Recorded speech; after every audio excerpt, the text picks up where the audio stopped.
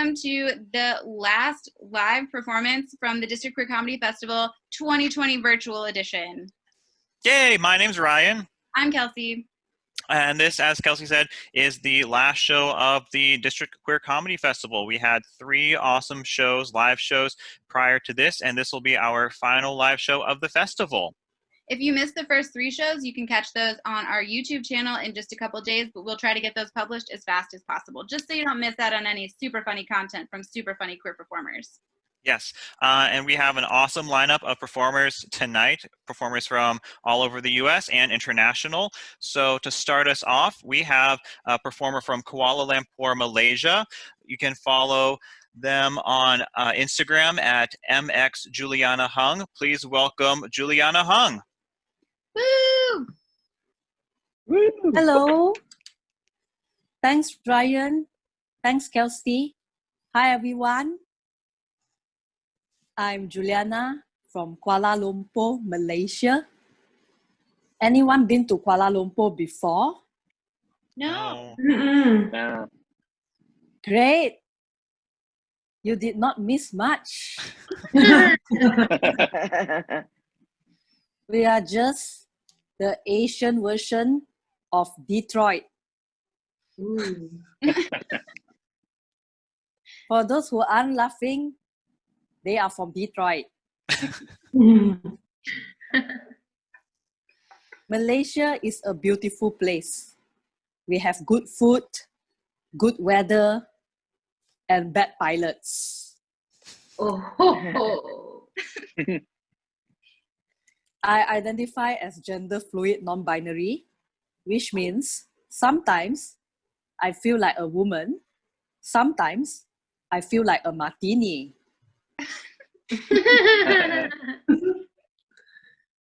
My preferred pronouns are they, them, but in Malaysia, it's called grammatical error. I used to be religious. I went to church, and unfortunately, I do sense some form of hypocrisy. So I decided to stop. But leaving church is not easy. It is like leaving a clingy lover. We miss you. Please come back. And actually, the moment I left church, I received 200 messages from the same person after I left for 2 hours. And finally, I said, okay, sure, I will come back. Can I bring my girlfriend? And they never called me back again.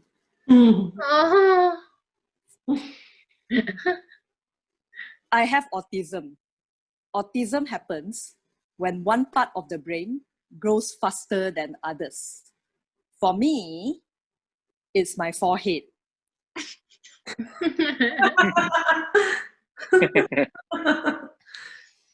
Well, less of a forehead, more of a 5 head.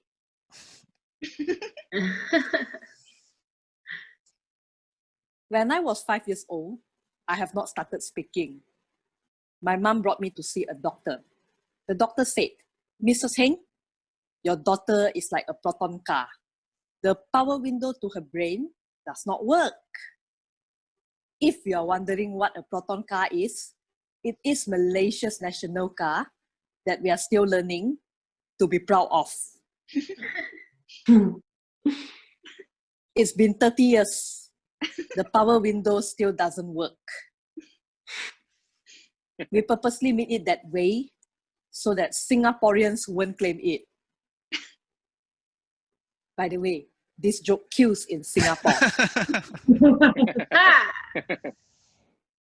Because of my power window problem, I'm a bit slow. When you all listen to jokes, you will laugh immediately.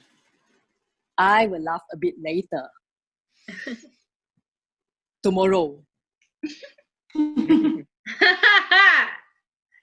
For those who aren't laughing right now, don't worry. You are just like me. This reminds me of your president, Donald Trump. Every time a Daily News reporter asked him a question, he only tweeted back a reply at 3 a.m. By the way, this twerp is still saying that the COVID-19 is the Chinese bad flu.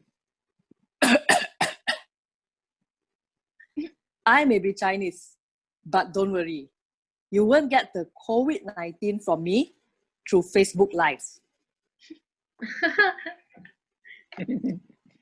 But because I'm autistic, you might get it later.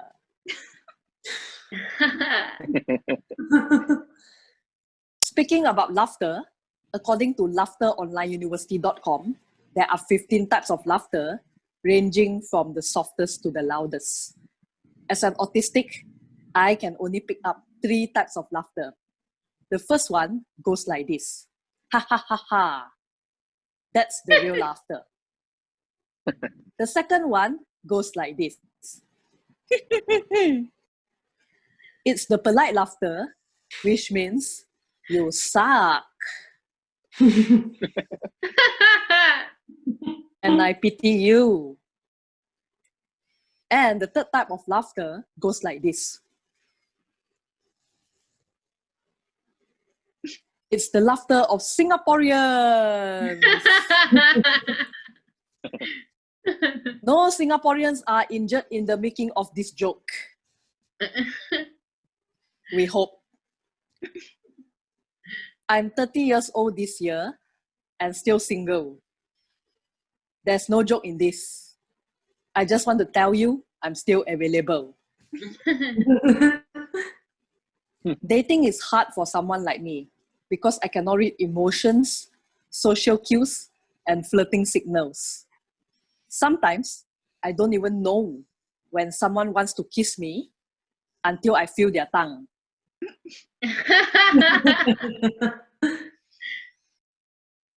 My love life has been a mess. I've been on 6 first dates this year, and all of them ended the same way. They tried to sell me something. Insurance, travel membership, and a human liver. What? I bought the liver. You will never know when you need one. I've decided to use an autistic dating app. Many of the people there looks very strange and bizarre. And all I need to do is to swipe up on someone I like. Yes, it's called Pokemon Go.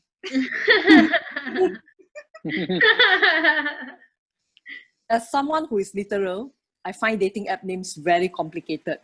For example, Tinder. I thought there is an app for smokers to look for their lighters.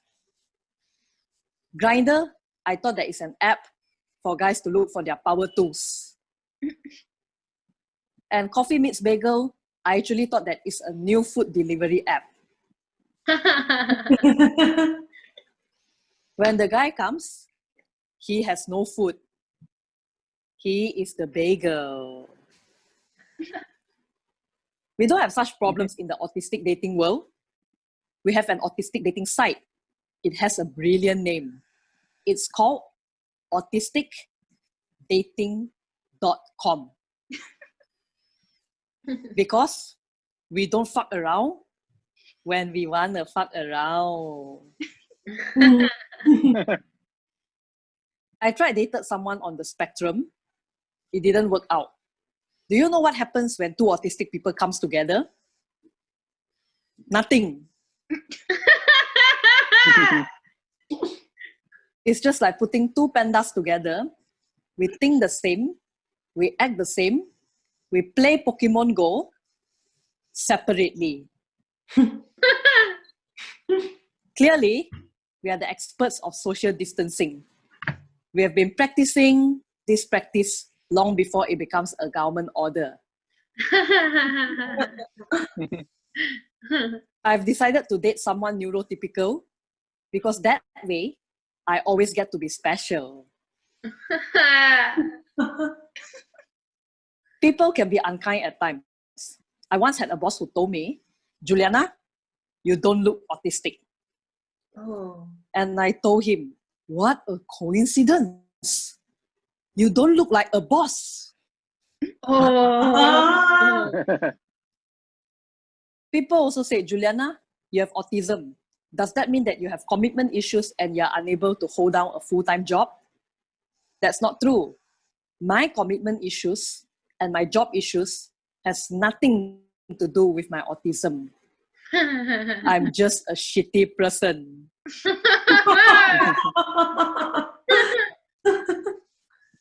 I was an accountant. I quit. I hated it. It's so boring. Yes, I'm an Asian autistic person who hates maths. People tell me that, Juliana, you have autism. You cannot drive. That's not true. I'm a very conservative driver. My maximum speed limit is only 50 miles per hour on the oncoming lane.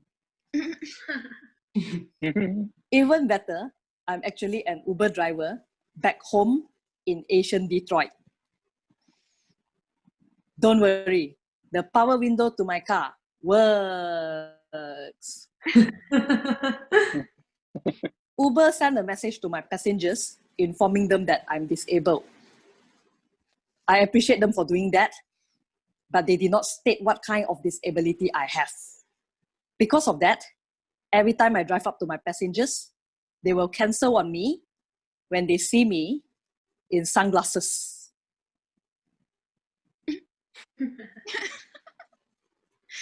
Which means they think I'm blind. Thank you. Give it up for Juliana. Next up, we have Tammy T Love, who has opened for Monique at the San Francisco Sketch Festival, and you can see her performing all around, including right here, right now.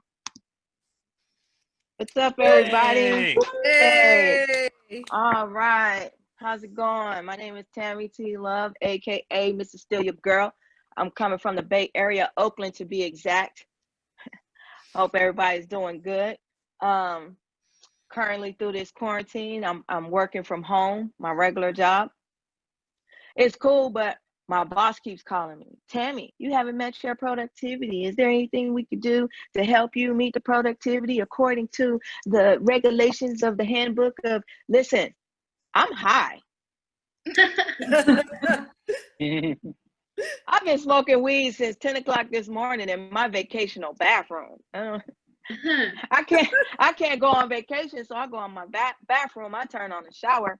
That's my waterfall. The trees outside in the parking lot, that's my foresty view. I'm chilling.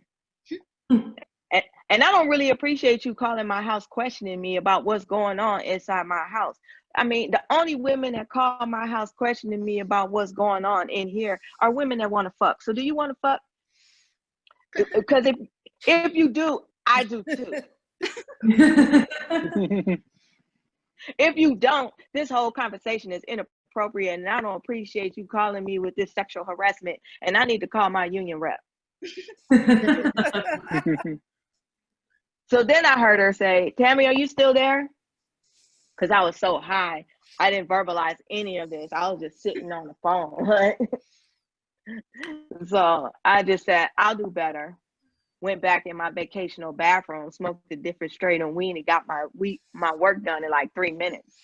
It was a beautiful rest of my day. So, but there's a lot of stuff going on since this quarantine happened. You know, I'm just sitting at home in my vacational bathroom chilling. And I was thinking, like, it would be amazing if I shaved all of my hair off completely bald and put some baby oil on there. And then she could sit and put her vagina right there on the top of my head and do Kegels. I think that would feel delicious. I don't know. Sounds like it would feel delicious. Just sit there and just do Kegels on a soft spot. The warm feeling of the vagina on a soft spot of your balls, I think would feel delicious, and I want to try it. Any takers? No. Okay. Crazy. I'm about to be 50 years old in a minute. Woo. Yeah. Yeah, I'm gonna be a couple of months. I'm gonna be 50 years old. Look, do I look 50 years old? No. No. way. Right? No. Nah. Yeah. It's that vagina lotion. I put that on there. 3 times a day, I just moisturize with the vagina lotion. And I'm going to live to be like 150 years old.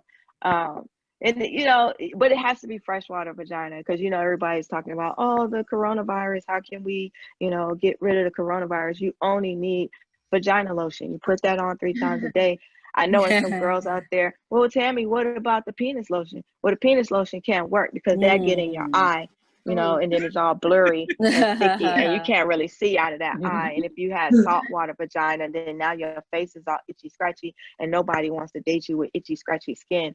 And it says that the coronavirus lays dormant in the man's semen. So now you got corona eye, and nobody wants to date anybody with itchy, scratchy face and corona eye. So don't do that. Yeah, you got to be careful. So you got to use fresh water vagina, and I prefer coconut water vagina if you have any. Thank you. Any takers? There's a lot going on, man. I don't know. Most of my friends think they're straight. Most of my friends are straight. So are most of my ex-girlfriends, but that's a whole nother conversation. I don't want to get into that, but most of my friends are straight and they talk to me normal, like regular girl talk. And I try to explain to them, I didn't experience the same things you did, but I listen because I'm trying to fuck. And so while she's talking, she's like, oh, Tammy, I got this birth control in my arm. I need to get it out. It's making me itch. It's making me fat. I took the injections. Those made me fat and nauseous. I took the pills. Those made me fat, nauseous, and I couldn't eat. She says, Tammy, has that ever happened to you? No, bitch. My mama said, you have sex with boys, you make babies. That was my birth control. I saved so much money in 15 minutes switching to vagina. Side effects include skipping down the street for no reason, uncontrollably smiling, and unlimited orgasms. You could save 15 minutes and a whole lot of money as well, switching to your local stud dyke on the screen right now. If you're single and you don't have a lot of baby daddies and your bathtub is clean, your mattress is not on the floor in your bedroom, you have a whole career, you don't have just a job, or you're not a temp. I'm halfway to 100. I can't date a temp. I need you to have a real job. And I have a 2 baby daddy limit. I'm tired of raising other people's kids. You know what I'm saying? Yeah, Jordans are expensive. All y'all fellas out there, little man with the strong crossover, that's me. I need that back child support. That's all I'm saying. It's a lot going on in this quarantine. I've been thinking about a lot. This little 25-year-old boy tried to holler at me. I was like, how you 25? I've been eating pussy your whole life. What are you talking about? Your whole life, bro. When you was coming out the vagina, I was going in probably somewhere else. But I'm just saying, this is ridiculous. What are we gonna do? Play PlayStation all day? You just learned how to use your penis. I just bought a new one. We can't do anything. Listen, my name is Tammy T Love. Thank you for your time. All right, thank you so much, Tammy. Our next performer is from Boston, and their special is available on their YouTube channel, which is under their name. Please welcome Alexa Albinis. Hey, everyone. How's everybody doing tonight? Yeah. It's quarantine. That's all we can expect. Hello, everyone. Welcome to my sketch comedy meets late night talk show abridged version for this wonderful special. It is called Alexa Play Something Funny. I'm your host, Alexa Albinis, and with me, as always, is the Higgins to my Fallon. I think you all recognize my robotic namesake and sidekick. Alexa, how are you? Today, I'm in my element. I finally found the solution for my Halloween costume. Just ask, what are you going to be for Halloween? Okay, sweetie, I told you we only get 5 minutes. We don't have time for this. Honestly, this is the most I've been able to get out of her in months. She's much more talkative now that you're all here, I think. What we've missed the most is being able to hear laughter and connect with people. And so far, the only laughter I've heard when I've been recording any specials is this. Alexa, can you laugh? Sure, I can laugh. Tee And that's when we mute you for the rest of the monologue. So, you know, it's a bummer to know that live comedy in where I'm from, as Ryan said, Boston, is a ways away. And I don't really understand why, because realistically, the majority of the 2019 shows I performed live were in perfect compliance with the COVID-19 guidelines. Plus, I don't really have the Lorne Michaels kind of money to pay people to come to my shows. Did any of you hear about that? According to the New York Times, the live audience that went to Studio 8H to see Saturday Night Live get taped got paid to be there. The reason being, I know, right? The state of New York's guidelines only allowed paid employees at the show. So I'm over here busting my ass on Zoom to someday be on the SNL payroll. And really what I should have done was shown up and risked the health and safety of myself and my loved ones? Why didn't you just say so? No, nothing is more important to me than the safety of those around me, so much so that prior to COVID-19, my plan for the fall was to actually move to Chicago to pursue comedy further. And before we all knew how devastating this virus was going to become, I thought my mom made it up. Yet to keep me from moving. I called her and I was like, wow, Ma, I'm actually pretty impressed. You even got my office to close. You must really want me to stop looking for apartments. Turns out that was too good to be true. And while I'm extremely fortunate that the only loss I had suffered is an opportunity, I've taken this time to try to find myself instead of feeling stuck. And rather than torturing myself about the future, I looked into the past. How, you might ask? Well, I picked cooking over tarot card reading for the quarantine hobby because those shits freak me out. So instead, I actually ended up just using an Ancestry DNA kit my dad had bought me for my birthday. By the by, my birthday was months before the COVID shutdown, but hear me out. You can't eat or drink for 30 minutes prior to taking this stupid spit test, and every time I remembered I had it, I was having a snack. Oh, wow. It was quarantine. What was I supposed to be doing? So anyway, I finally get the test back, and I learned that the three most prominent countries that showed up in my genetic makeup were Italy, Greece, and Albania. Last name, shocking. But I was very happy with this. The Greek meant I'm probably related to Nia Vardalos from my big fat Greek wedding. And Hercules. That's a win-win in this department, right?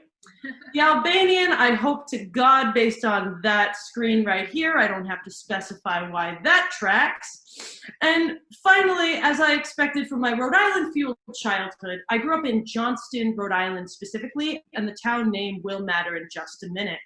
I learned that I'm 71% Italian. That's a pretty hefty majority, right? Well, here's why I still lost some street cred. Since Rhode Island is very small, the smallest state, I didn't know people weren't Italian until I got to high school. I went to school with 27 kids, and the first day of every year in elementary school, the teacher would tell us to share our name and our ethnicity with the class. Does anyone else think that that's a bizarre little icebreaker? So we would be looking around the room, and every other snot-nosed kid would go, hi, I'm Matt, and I'm Italian. Hi, I'm Mikey, and I'm Italian. And I'd be like, why are we playing this game? So my school was in that town called Johnston, and I don't know if anybody has heard of the critically acclaimed Jersey Shore. I'll take that as unfortunately. Johnston, Rhode Island is actually where Jersey Shore's own Pauly D is from. That alone should have been the clue that 100% Italian to a Rhode Islander, loose at best. Weirdly enough, though, Johnston was voted the second most Italian town in the entire United States. We only lost to New Jersey. Well, the state of New Jersey. Going to school for the first 12 years of my life with the same 27 kids definitely had its disadvantages. And sure, I got bullied for a lot of reasons, but I didn't know I'd get bullied even into my adult life. And even more importantly, I didn't know the bully was gonna be Jeff freaking Bezos. I don't know what vendetta that man has against me and his little palace up there. I don't think we've crossed paths. But just to clarify for everyone, I can't predict the weather or play music on command. And the only way I'm the one that's gonna turn on the light is if I'm closest to the switch and you ask me nicely. Anyway, that's my time. I'm the Alexa that doesn't tell, hopefully, terrible jokes, but just in case I wanted to give her a chance at the spotlight. Alexa, tell us a joke. One time I ate a rainbow. It was delicious, but light. Look at that. She even made it about rainbows just for you all. I'm Alexa Albinis. Thank you for your time. Yay. Give it up for Alexa one more time. Next up, we have PG County-based comedian and host of the Be a Beacon podcast, Les Henderson. All right. Hey, what's up, everybody? Gosh, man, who would have thought, that we would still be dealing with this fucking pandemic? I mean, what has it been now? About 7 months, 8 months? I mean, dates are running together now, but to be honest, there was so many shortages in the beginning, of course, everyone was going crazy when Lysol was running out, toilet paper, motherfuckers were just hoarding it and all that stuff. But me, I always keep a jug of bleach and I'm like, fuck it, I got newspaper, I'll be all right. But when the real problem came, when the meat shortage happened, I'm a carnivore. How many carnivores are out there today? I mean, no disrespect to the vegetarians, the vegans and whatnot, but how many meat eaters are out there tonight? Woo! Yay, hamburgers. Woo! And I'm telling you, man, I got so fucking nervous. I was like, oh my God, what am I going to eat? So I was like, okay, I'm getting anxious. Every meat eater, I think, is getting anxious, especially if you didn't stock up because you thought this might have been a 2-week issue, but we're still going through this in fucking October. But, on that note, it's like, all right, I'll manage. But then you know what I started doing? Something to help me out. A lot of people during this time has either had a lot of sex or either a dry spell, no sex at all. So what I began doing to try to prepare for all of this is that I started incorporating, how with sex you have the little edible liquids and you got the different oils and you got the little flavors. Some people add their fruits and all the kinds of kinks. So I began adding other kinks like Texas Pete, not on the personal parts of your bird, because it's not gonna deal with that. But I started incorporating things like barbecue sauce and steak sauce and different honey Dijon mustard, and I started putting things like even like strawberry jam on her boob, and so things like that. She's like, oh wow, baby, you're trying out all these different things, barbecue sauce, But little did she know was that I was like, you know what? This barbecue sauce is sure tasting good on her titty. Maybe I can take some of that. If worst case scenario, when we run out of food and I need some meat, I'm like, okay, we got to start preparing to eat each other. As y'all see, I've been kind of pinching off myself. So then other than that, then I started like, okay, probably not the boob, maybe not the boob, but then I said, maybe I'll try out the thigh. So I started putting some Dijon on the thigh, and then later on, she's like, all of a sudden it's like a problem. And I was like, well, babe, it's just a little titty fat, because, I'm just an appetizer right here. What the hell do you expect me to do? Of course it's a problem.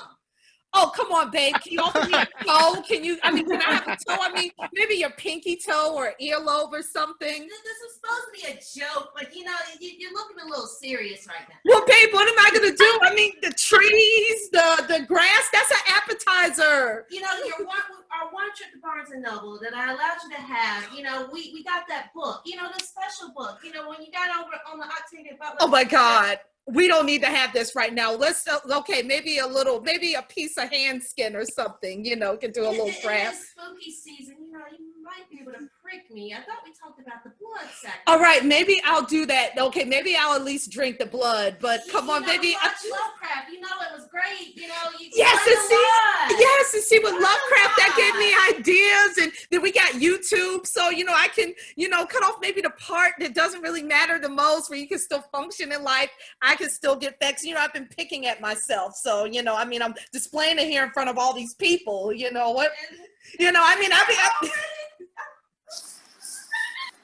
oh my God. All right, fine. I'll just go eat the grass and the trees. I'll just go veg if we run out. We won't have to resort to being skeletons when all this is over. I mean, I'm going to be limping by the time, all this is over. People can see me. You up like I used to. You love my spaghetti, and you love the eggs and bacon. All right, but then if all that's gone, I mean, the pigs aren't going to be around anymore. I mean, stuff is really running out. Pig, cow, horse, frog, everything's running out. I mean, all the animals soon are going to be extinct. What are we going to do? I hear there's not a shortage of turkey. Oh, gosh. Don't make me do it. Don't make me do it. All right, everyone. She is safe. I am safe. We've been grocery shopping. Everyone continue to be well. Don't resort to eating each other. No pun. And y'all take it easy. There's plenty of stuff around. Our last performer of the night is Toronto-based comedian who you can follow on Instagram at Hippie Rocker Comedy Girl. Please welcome Linda Camacho. Hey. Woo! What's up? Man, Halloween is canceled. I'm not sad about it because everyone was always like, oh, Linda, I know what you are. You're the fat Sailor Moon. It's always the fat version of whatever I am. Oh, I know what you are. You're the fat, sexy Bob Ross. Thank you. Wow. I appreciate that so much. So you know what? Nowadays, I'm not dating. Hells to the yeah. Because honestly, who wants to date during a coronavirus time? And the one thing I learned is that cis guys cannot do their own hair. Nah, man, you know when cis guys are always complaining about women and how we look horrible without makeup. Yeah, you guys are looking so horrible with those buzz cuts. You're looking like, oh man, you're looking like chicken struck by lightning. Yeah, not very pretty picture. I knew I had to move out of my house because I found my room clean. My mom cleaned it and she found my sex toys in a box beside my bed. It was so, I was so awkward about it. I went downstairs. I started watching Glee. I had no idea what to do. She pops in, she's like, Linda, I have to ask you something, but you're not gonna like it. And I'm like, ugh. Because she's right whenever she says that. So I said, just tell me. Just go ahead. She's like, Linda, are you a lesbian? I'm like, why would you ask that? This is so awkward. I don't want to talk about this right now. So I started watching Glee again. And my mom's like, it's okay, Linda. It's okay if you're gay. I had a sexy dream once of Jessica Simpson. I'm like, Mom, it sounds to me like you're the one coming out right now. Yeah. And now I have 2 moms. Great. And my dad still doesn't know. I don't know. They're divorced, just kidding. I am growing out my hair. My body hair, yeah! I'm happy. And you know, pre-COVID, I was always, you know, I didn't shave much. I only ever shaved like a bald spot, you know, in my hoo-ha. I would call it the George from Seinfeld. But you know, now it's just full bush. The only downside is that I have to wait and air dry it before I put my underwear. The positives of having a full bush is it pisses off cis men. Everywhere I go, they just get so grossed out by my hair popping out of my tank top. It's great. I love pissing off cis men. Yeah, it's the straight men. It's always the straight men. Like, okay, guys, they don't care about the hair. It's just straight men. For some reason, they just, ugh. Well, I'm for it. And you know why? Because it attracts the women. That's all that matters. I'm fine with that. Totally fine with that. I like sleeping with guys who like fucking fat girls in secret. Okay? Because when they sleep with me, they don't want to tell anybody, including their buddies. So I go to their buddies. Wow. And I sleep with all of them. And none of them tell each other that they've slept with me. And it's just the best benefit of being fat is that you're the secret fat slut. Oh no. The positive in my eyes. I have a lot of friends right now. They're complaining to me. They're feeling like unmotivated and they're sleeping loads.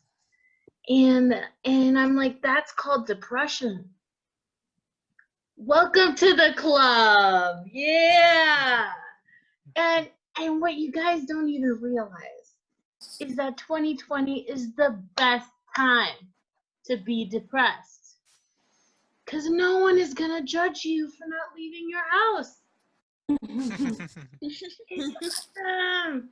You got the best excuse too. Coronavirus. Or that you gained a lot of weight. Who cares? No one cares.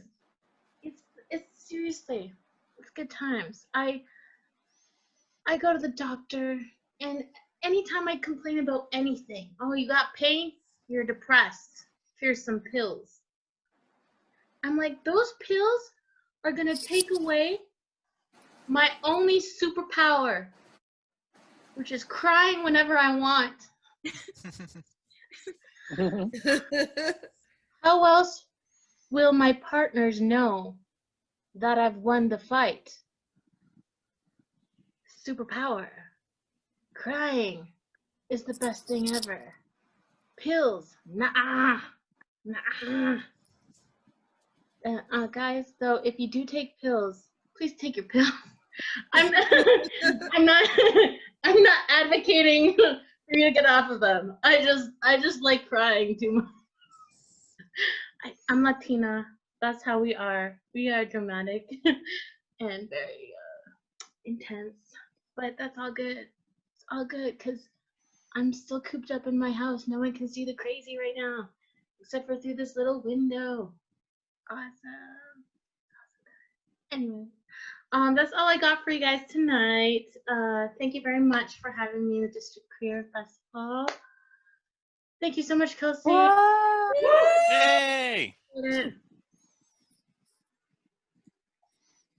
All right, thank you so much, Linda. Thank you, Linda. Oh man, Ryan. Kelsie. Was that the end?